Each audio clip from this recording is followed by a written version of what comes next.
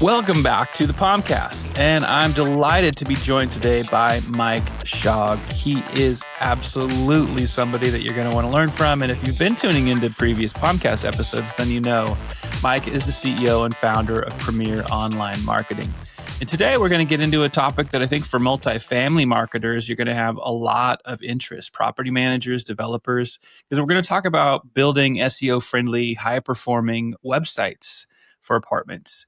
There's a lot that goes into this, the structure of your URLs, your naming conventions, your hierarchy relative to pages.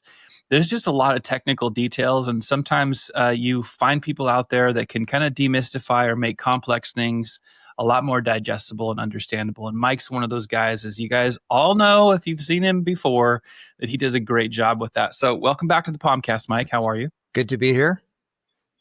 Yes, it is. It's always good when you're here because you have as we were saying before we hit record, you do have a way of cutting through for people that doesn't just give them insights or like, I got smarter, but it's likable and it helps people establish trust because it doesn't feel like you're always just selling people stuff other than, education, which is you give out for free. I appreciate that. This topic, kind of a last minute rotation in from what we were going to talk about today, because honestly, it just comes up all the time. We're always working with apartment and multifamily development companies in lease-up efforts for brand new properties. And oftentimes, we are not part of the conversation when the website vendor is selected. We're not part of the conversation when it comes to branding or market studies. And we kind of inherit a website that in some cases is great and in most cases is actually missing a lot of elements to be successful from both a paid media and SEO perspective. So the purpose of this call is to do just kind of a quick voiceover on like, what is the best case scenario for apartment websites?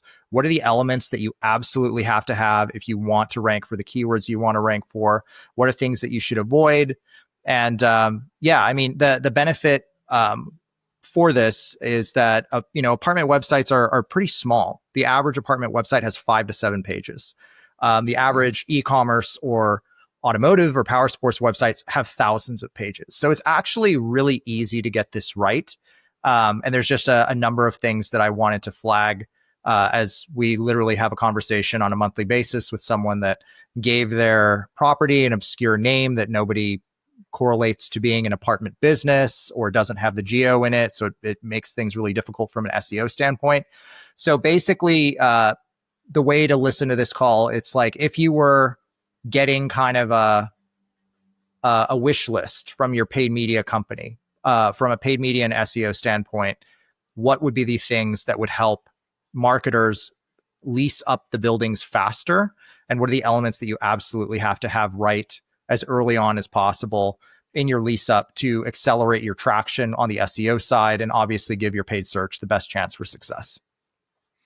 I love the way you frame that, Mike, because I don't think enough people, especially when they're making decisions regarding a website, what's going to go on the website, what needs to or what doesn't need to, they don't always take into consideration that their agency, people that they work with, like POM, like Premier Online Marketing, you have no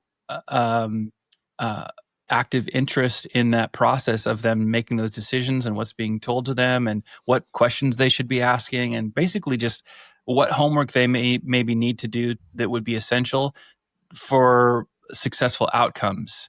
There's just a lot that goes in before you go off and say, well, now let's figure out what would be a good marketing strategy for all this. So I love that way that's framed. I think it's important and it's a good way for people that are tuning into the episode to realize that's what you're in for. Is we're going to walk through these things, talk through some stuff that you'll come away with almost like these notes will help you better prepare for success. So, well, let me start around the selection of URL, which you mentioned just a second ago. Then naming convention, you selecting, what URL is going to be best for your apartment. What are some of those do's and don'ts around, you naming your apartment property in the URL? Absolutely. So again, there's that funny meme where it's like a picture of a restaurant or a laundry shop, and it's like laundry shop near me because they named their business in a way to game SEO, and it sometimes works. You don't have to go quite that crazy. You don't need to go with an apartment name or URL structure of apartments near me. But if you have a luxury apartment community in, say, Plano, Texas, um, you know, it would be helpful to have something related to apartments or residences in the URL. There are oftentimes a lot of apartment names that sound cool, but they don't mean anything. Windermere. I don't know why there's so many Windermeres in the country. Nobody knows what a Windermere is, but I think we have 3 clients right now named Windermere Preserves or Commons or whatever. But what's really important is if you are going to go with a name like Alexan or Windermere or something like Solaris or something like that, you want to make sure that it's Solaris Apartments, Plano, Texas, Solaris Apartments, Plano, Solaris, Plano, APTS, something that indicates in the URL, hey, this business name, which could be a beauty salon or a spa or a hedge fund company, is actually an apartment community. That signal to Google is super important, and it's super important to your customers as well. There are a lot of ways that people kind of get cute about this, like live at the Alexan or whatever, and that's fine too. But just so long as you're kind of giving Google the signal that you are an apartment community. So that's kind of the base level. But from an SEO perspective, it really makes sense that you would have apartments and the primary geo where your property is located in the URL. That is a nice to have.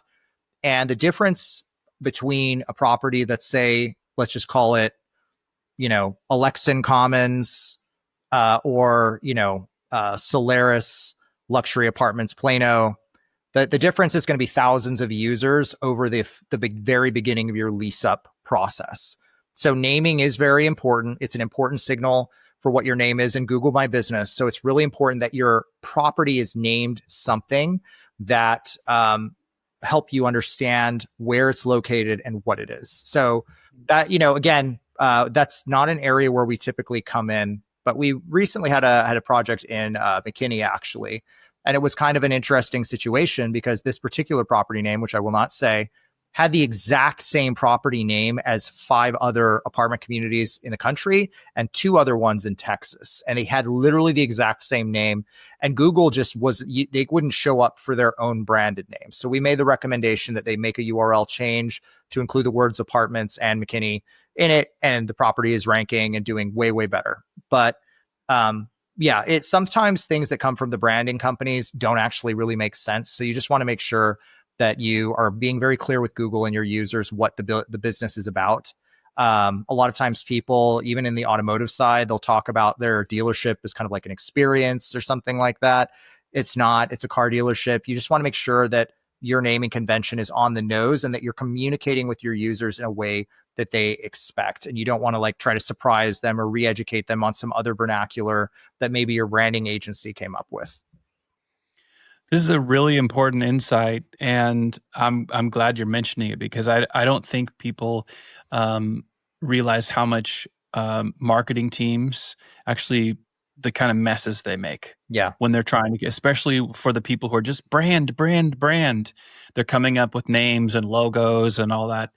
And what ends up happening is exactly what you're talking about. They think that something that kind of sounds like maybe some new SaaS that's out there in the tech market is like the cool name, which there is some logic behind investment companies around, well, what's the name of your company? And cool, modern sounding names. But when you start doing this, to your point, in the multifamily industry, you literally are setting yourself up for far less than success. In fact, you may be setting yourself up for a problem that costs you even more in the long term to correct it before you start to see what you could have been getting in the very beginning if you did it right. It's not always like it's detrimental. It's just going to take way longer during a time when you do not want that time to start. You want, as soon as you get the certificate of occupancy, and as soon as you can start bringing people in for either hard hat tours or whatever, you want to be visible online. And if you don't have any visibility organically, then that means that you're going to be paying for all of it. PPC is expensive. SEO is really important and converts 3x better than PPC. So it's really important to kind of think about that specifically. But that's kind of all I had on the naming side. Yeah, no, Um, I like that though. I think it's really important because I think a lot of people don't even they don't I don't think I know that a lot of people don't think about, well, why is that important? Because I really like this cool name. And again, you have these warring factions within all things sales, marketing, branding, advertising that have opinions on this, but what you're dropping is like this is just the factual side of what could happen. And I am glad you added for context that it's not detrimental, like, oh, you're not going to be successful at all. But it's almost like it gives you too much to be doing that you have to overcome. exactly. And when you didn't have to do that in the first place. Well, let's talk a little bit about, let's get into like some factors relative to performance, Um, speed, yeah. accessibility, like, that type Yeah. of stuff. Obviously, I think the most important thing on the performance side is that you have a fast mobile ready experience. Usually, it doesn't matter what part of the country I'm in. If I look at Google Analytics and I look at the device that users are coming from, it's 70 to 85% traffic from mobile phones. So Mm. when you look at your website, you almost don't look at you shouldn't look at desktop as much as you look at website, but marketers tend to look way more at the desktop experience because most of us are working on laptops at home and you can open a URL and that kind of makes sense. But every time you look at that website, you should be looking at it on a mobile browsing device as well, or kind of a mobile site viewer. That's super important. The other thing is making sure that your site is fast. A lot of apartment communities have images, videos that they spend a lot of money on developing, and they'll start that out with with the kind of the hero image on the website. And what that can do is really delay timing and speed. So there's that other meme of Will Ferrell saying, if you want to see what a person's really like, give them a cell phone and slow internet connection. And that's the way your users are. Like, users are incredibly fickle. They expect to be communicated with quickly. They want your website to move fast. And if you don't meet that experience, you're just going to have a lot of people that are like, this is weird. I'm going to go check out something else. And given the fact that the apartment industry is so competitive right now, people are shopping more and more properties than ever. So you really want to make sure that you're doing a great job capturing that attention immediately, looking at things like minifying JavaScript, compressing images to make sure that your site loads as quickly as possible. A great tool for this would be the Google Page Speed Insights tool. It's not like the be all end all, but it's definitely a good way to kind of gauge how Google views your website from a performance and accessibility standpoint. So Mhm. definitely an important factor as well. Do you guys ever look at tools? I know in episodes where we found Andreas on, sometimes he drops some of the tools he's using relative to those conversations. Google Page Speed Insights is probably the most known for people who are like, I want to get a quick read on how fast the site's performing. And it's still actually a very, I think, useful tool.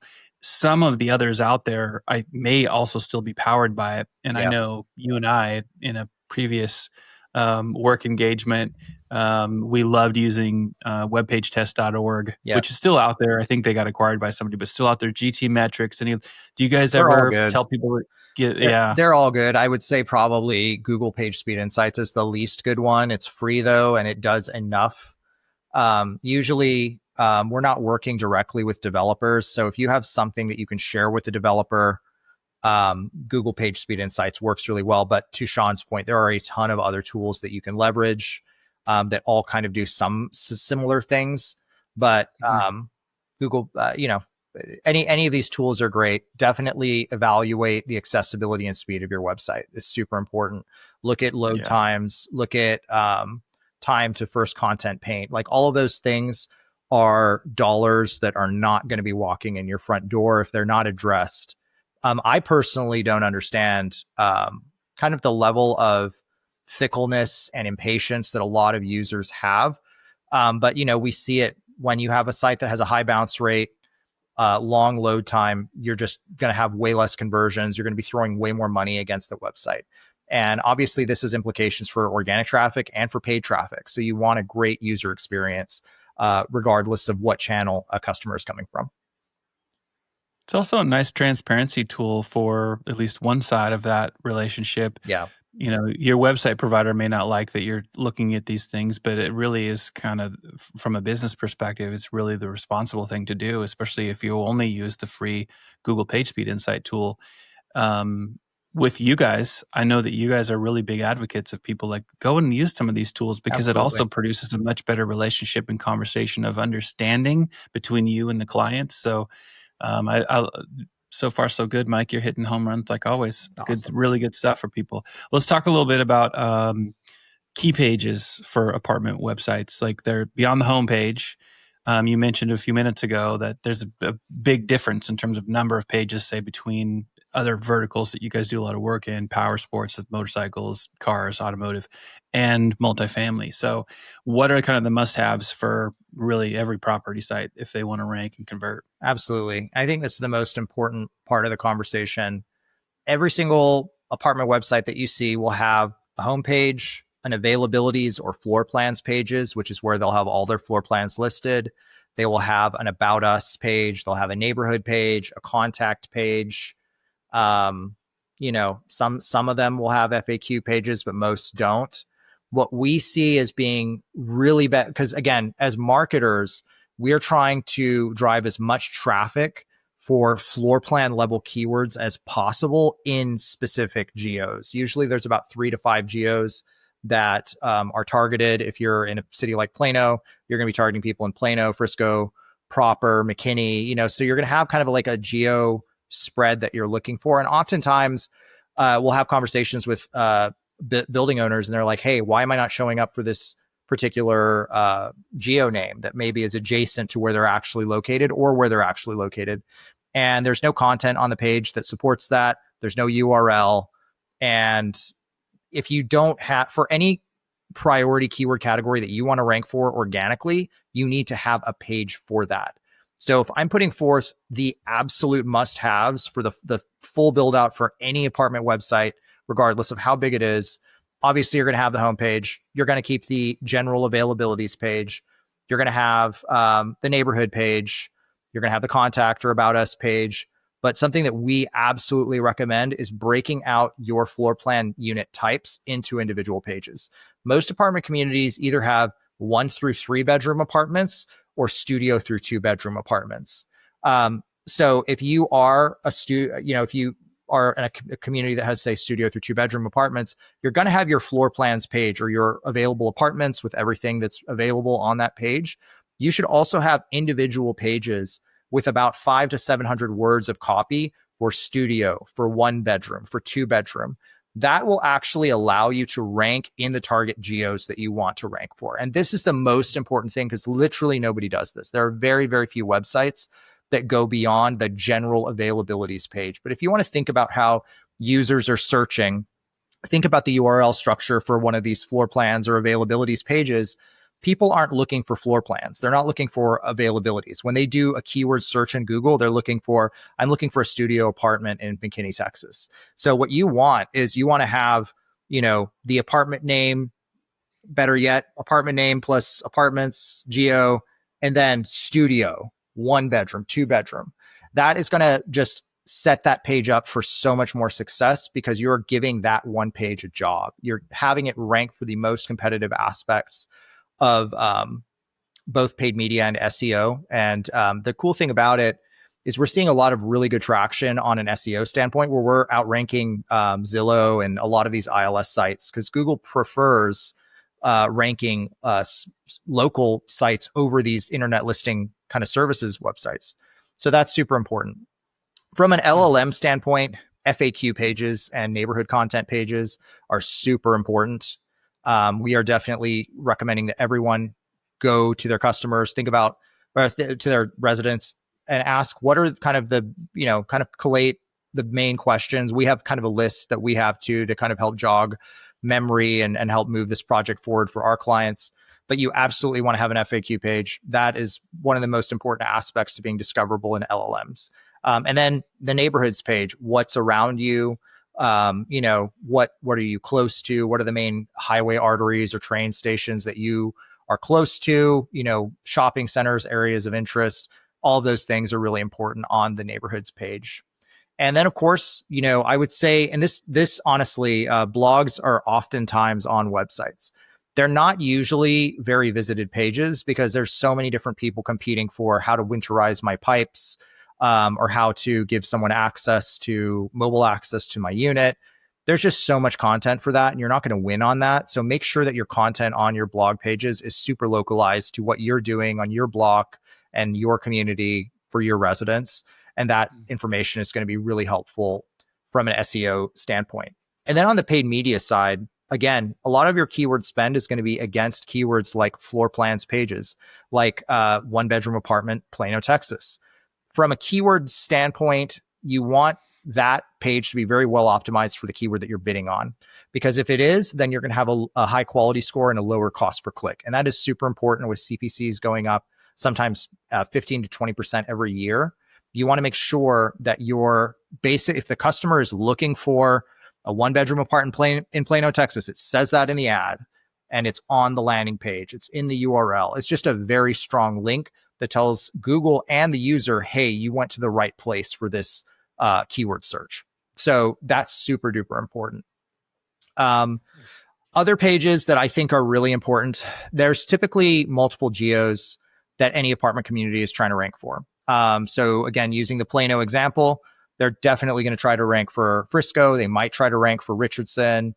They might try to rank for Las Colinas or Little Elm, all of these other areas which are within a 5-mile radius or whatever. So it's sometimes important to think about what those pages might be when you're building the website and build out secondary and tertiary geo pages that are optimized for, hey, this apartment in community is close to Frisco, Texas. It's 5 minutes away and blah, blah, blah, blah. 500 words of content on that page in support of the keyword. And really what you're trying to game is you're trying to rank for keywords like apartments near Frisco when your apartment community is in Plano.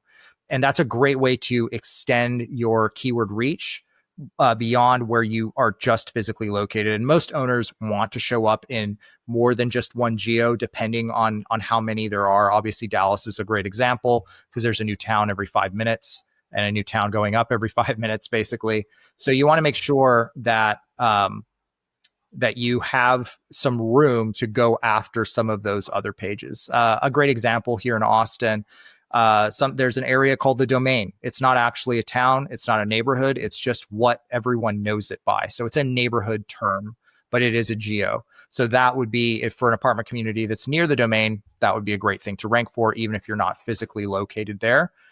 So when you think about geos, think about what are the city terms that people use. For instance, Manhattan. What's the borough term? West Village, or the neighborhood term, like Chelsea or West Village or Queens or whatever. So you want to think about that when you are developing your content for geo pages. Awesome. You covered so many things that I was going to ask you about. So I'm going to dig in on a couple of things a little bit. First place that I want to start that is, which of these would you say, in terms of page creation, deliver like the greatest, biggest ROI in terms floor plans all the way? It's floor plans. Have the general floor plans page with the 1, 2s, and 3s on there, but have an individual page for each floor plan category. You can talk about our studios are from 400 to 480 square feet. So you can give kind of general information about your studios. You can talk about what sides of the building they're on or on the community. Like, there's just so much that you can say about where these units are located and the different styles and floor plans that you have. Most apartment communities have about 2 to 3 different floor plans of a 1-bedroom or a 2-bedroom. So those are things that you can highlight on those individual pages. But really what you're trying to rank that page for is 1-bedroom apartment in Plano, Texas. So you want to make sure that your keyword is focused on the product, which is the floor plan type itself, and then the geo where you're physically trying to get that traffic from. That is absolutely the most important project. It's something that is done by less than like 5% of multifamily websites that I see. And it's definitely a huge opportunity because it's an immediate visibility boost on Google when you create that content and those pages. Would you say, for somebody who's, this is kind of unlocking some thoughts that they've maybe not had previously, when the website has maybe a catch-all with all of the floor plans, but instead of giving people the full deep dive in each of them, say it's the studio that it talks about, it's enough for them to be like, oh, I get it. But then there's a call to action that takes them to what you Yeah. were suggesting, which is the full page for the studio apartment in Yeah. greater detail. Most in the main navs of most apartment websites, there's like the floor plans or the availabilities page. I recommend having a drop down. So it's like they can click on that and see everything, or they can go to the individual pages. And then on that individual floor plans page, have the links to those other pages. Internal linking is great for SEO and helping users get around the website. So you want to kind of give people multiple roads to get to their content. Even if most people end up going to the general availabilities page, if you have those individual floor plans pages, those are going to drive traffic for the website of the most important type of traffic, which is product plus location.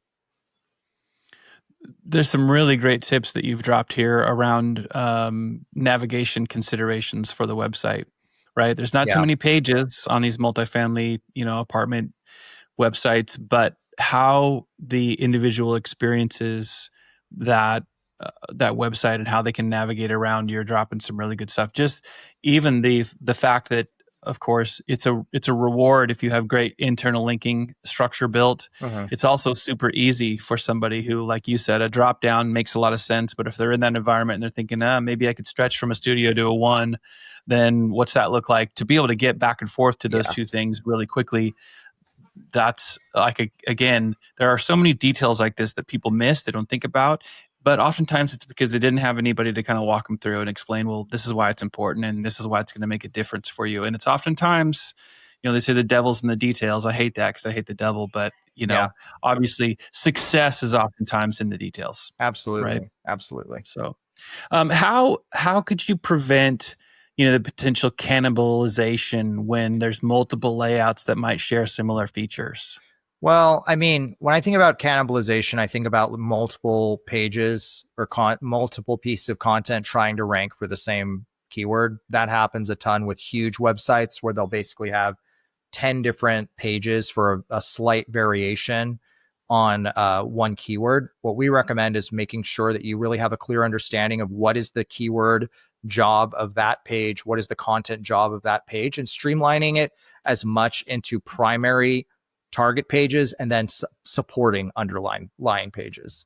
Um, you know, yeah. So for instance, you have the general availabilities page, then that'll be supported by the studios page, and then that might be supported by those geo pages that you have. So there's definitely a way to make it work, but you're kind of supporting the main page that has the job of ranking for that keyword, which in most cases would be either the floor plans page if you don't have individual floor plans pages, or those individual pages. Love it. I'm going to move to I got a couple more categories that I want to share with you. You shared so much content in the last couple of answers that I'm fast forwarding. But if there's something that you want to make sure that you get in that I don't specifically bring up, feel free to do so. But I want to move to a couple questions around content strategy. Um, Content plays a huge role. Of course, it's big. I'm a big fan. Yeah. You spoke about blogs. You give a very great tip about, hey, if you're going to be doing blogs, especially multifamily apartment, make these all local, regional, as opposed to just like a garbage dump for other stuff that everyone else is doing, places where you're not going to win. Yeah. That's a really, really good insight. But there's also, and you've mentioned a little bit around neighborhood or guides or lifestyle pieces. Where does content, what kind of role is it playing in helping the property stand out? Yeah. So obviously it's really great to have blog, lifestyle, neighborhood community pages. Those are all things that are going to reinforce a potential apartment dweller to move to that community or not. It tends to be kind of a secondary item that people will look at. But what we see a lot of is just thin content across the board. You'll see homepages in the apartment space in incredibly complicated markets like Miami or Manhattan, and they have like 100 words on the page, but they've got these beautiful layout, these incredible floor to ceiling images and views of the Hudson River, like just incredible. And it's always the nicest communities that fail on this the most, because they really like what every person calls a clean design, which means a lot of images, a lot of white and black, not a lot of content. Mhm. We something that we do in SEO that has definitely kind of directed this for us quite a bit is whenever we're trying to rank a page for a given keyword, we'll do research on who's ranking for that page right now locally and why. And you'll never see a page that has thin content ranking in position one. So for us, we were kind of looking at that and we're like, and it really makes sense, for instance, on a homepage to have probably 800 to 1200 words on that page broken out in different sections thematically, obviously, not just one big content blog. You can put a lot of content at the bottom of the page and it's incredibly beneficial for ranking. On interior pages, like a single floor plans page, you probably want to have 400 to 700 words supporting, hey, we have this studio apartment, we're close to this area, you're a stone's throw from this gym, blah, blah, blah. But thin content is something that will not work. And if you don't have your website set up well for SEO with the pages that I mentioned, and you have thin content, you're just not going to rank for very much. You'll rank for certain variations of your property name, but you're not going to rank very far away from the community. And that's super important for most apartment communities. You want to rank for apartments near whatever geo within about a 3 to 5 mile radius. And if you don't have enough content, Google is going to choose the websites that have more content. You don't need to have a ton. Obviously, the other thing to worry about is like a lot of AI generated content sometimes can just kind of like, you'll just content bomb it up on sites. That's not good either. You want to be very thoughtful about the word depth that you choose and have something that's kind of reasonable. For main category pages, like a home page, you can have more content. On a neighborhood page, you should have a lot of content. On the lifestyle page, you should have a lot of content. Understanding that maybe the lifestyle and neighborhood page is not going to drive a lot of users to the website for that first visit, but that's going to be engaging content that's saying, okay, I'm looking at this community in Plano. Why should I live there? What are some of the elements? So that you want to make sure that it's informative and useful. And then on your key SEO pages, homepage, floor plans, and availabilities pages, that's where you're going to want to have a lot more copy, and make sure that it's not just the imagery. Obviously images are content as well. So you want to make sure that they're compressed. You want to make sure they look great, have great alt attributes and whatnot on them. So that will obviously benefit SEO. You want to make sure that you have some images. So on those individual floor plans pages, you want to make sure if it's the studio page that you have a little gallery of 15 to 20 pictures or something for people to scroll through, because people like to shop in different ways and some people like to dig deeper. So that's an important factor for content strategy. And then of course, the blog is a great place for kind of everything else. There was a community I lived at in Dallas and Addison for a while that was really famous for being close to like a lot of great pubs. And that was kind of a lifestyle component of what they have. We have a property here in Austin that has like a recording studio and a bunch of really great creative tools for solopreneurs and stuff like that. So that's something that they can lean into. You can absolutely develop a lot of traffic from your blog, but you're not going to do it by rehashing the content that everyone else just kind of spits out. The St. Patrick's Day, copy paste blog, the, Happy Hanukkah, like all of that stuff that you put out as kind of like a newsletter to your existing residents. Don't expect it to really move the needle from a traffic standpoint, but there are a lot of, not a lot, I would say a handful of properties that we work with that have really been thoughtful about their content and about the events that happen near them. And they're at, there was one instance where I was like, man, I tell my standard joke of like, if you want to see, if you want to really be disappointed, look at the traffic to the blog page. And these guys actually had like 1,000 hits a month on their blog for very relevant content to the area of town where they're located in. So you absolutely can make it work.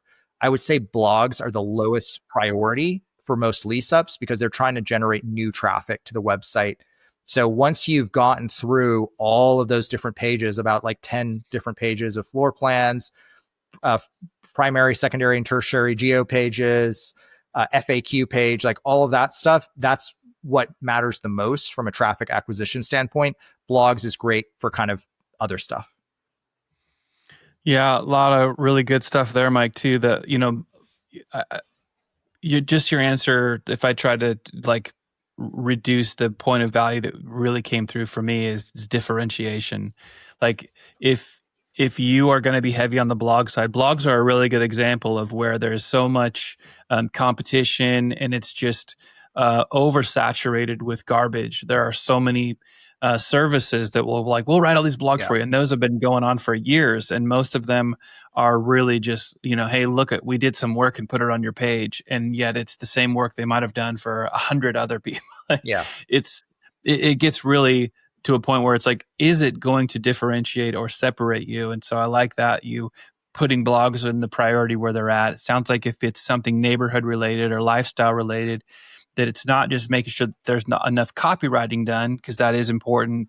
But even if you're going to do images, make sure that those images are named or tagged appropriately. That might mean, so it tells you what it is. And if you're going to use images and you're, in the Austin area, and maybe you have an apartment that's really close or pretty close walking distance to where they have the big, festival every year.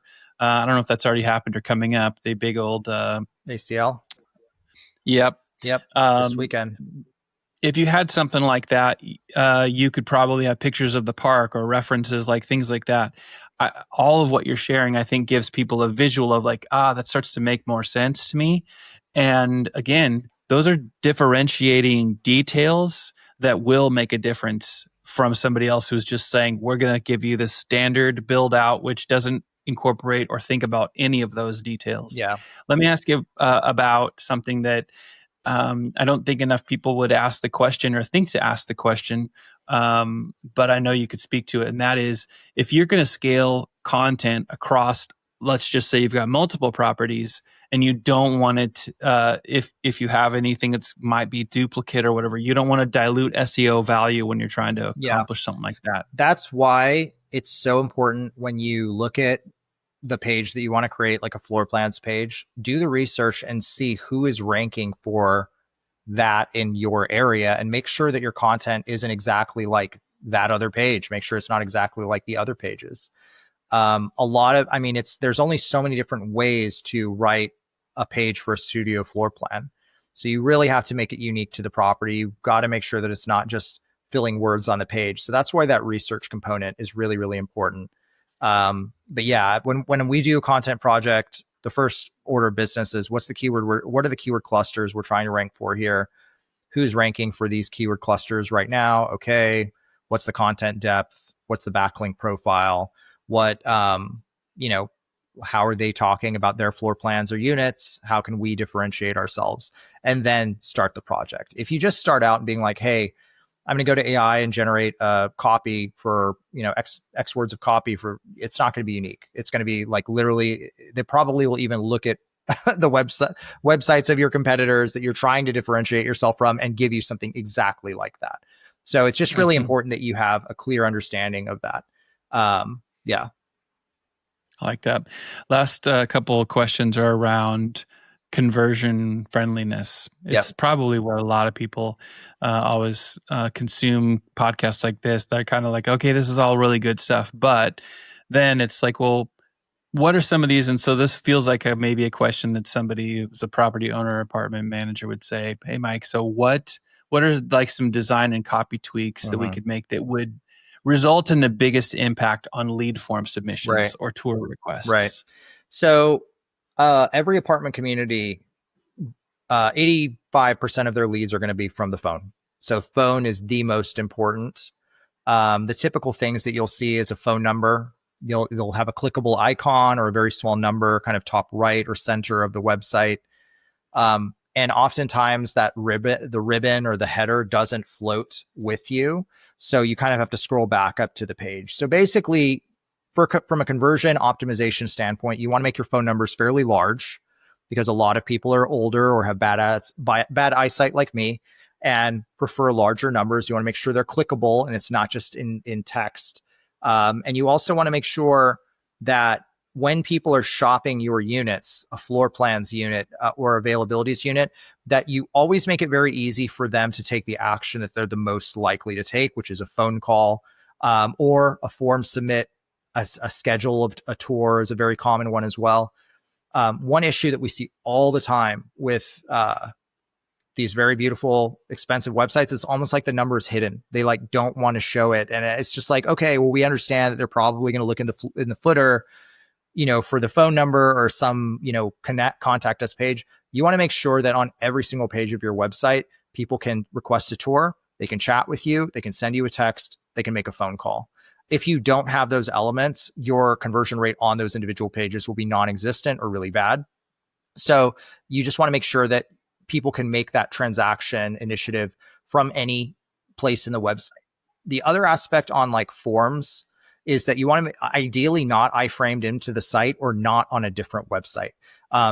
It's very common that applications go to offsite portals, and those become very, very difficult to track. So if you have a way of keeping everyone inside your same website, you're going to have better visibility. You're going to have the ability to track those conversions much better. Oftentimes, marketers can only track when someone clicks apply now, and then they go to this other page, and then that application portal will tell them, hey, you got X amount of leads or whatever. But you want to make sure that you can track it end to end within the same website. Sending people to another website that doesn't look like yours is also kind of spammy looking. It's kind of an outdated practice, and it's not something that ever happens in e-commerce. It's not something that happens in a lot of these different industries like auto, power sports, where there's a huge emphasis on cart optimization. Apartment community does not look at cart that way.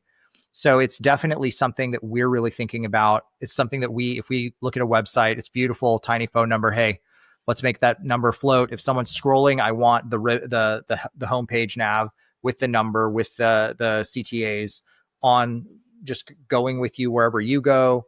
You don't need to like put too many buttons. It makes me think of some automotive websites where it gives you check availability, quick quote, get your estimate. Well, and it's literally all the same thing. It's literally all the same Trade thing. in now. Trade Sell in us your now. car. Sell us your car. We'll buy your car. And it's literally the same form with 10 different links. Like, who cares? Just contact us now. Keep it simple, streamlined, and available. And that is going to be a conversion friendly website. And this is kind of the last thing I wanted to ask you about. And I think it's relative. It's like, as it would, or it should relate to how you would integrate something like an availability feed or chat, or these things that you don't want to look separate. They need to be integrated within that environment, so people feel like they're not going to two different places. Yeah, exactly. Yeah. This is wow. Yeah, awesome stuff. Before you know it, we're through a super like fire episode, and for all of you out there that are consuming the content, well, we appreciate it. If you're on YouTube, like it, share it, all that good stuff. You know what to do.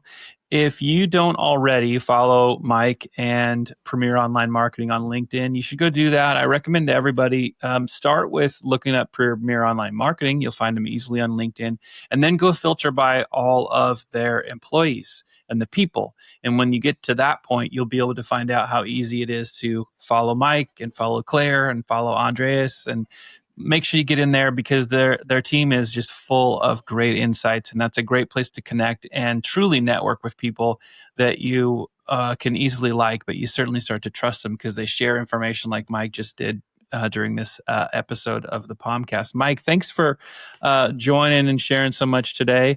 Any final thoughts? Last word? Yeah, last idea is, whenever you're going to name your building something, Google it to see how many other buildings have the same name. I think I kind of said that a little bit earlier. That's a really important one. But I think that's everything that I have on apartment websites. Thank you so much, Sean. This is a great episode.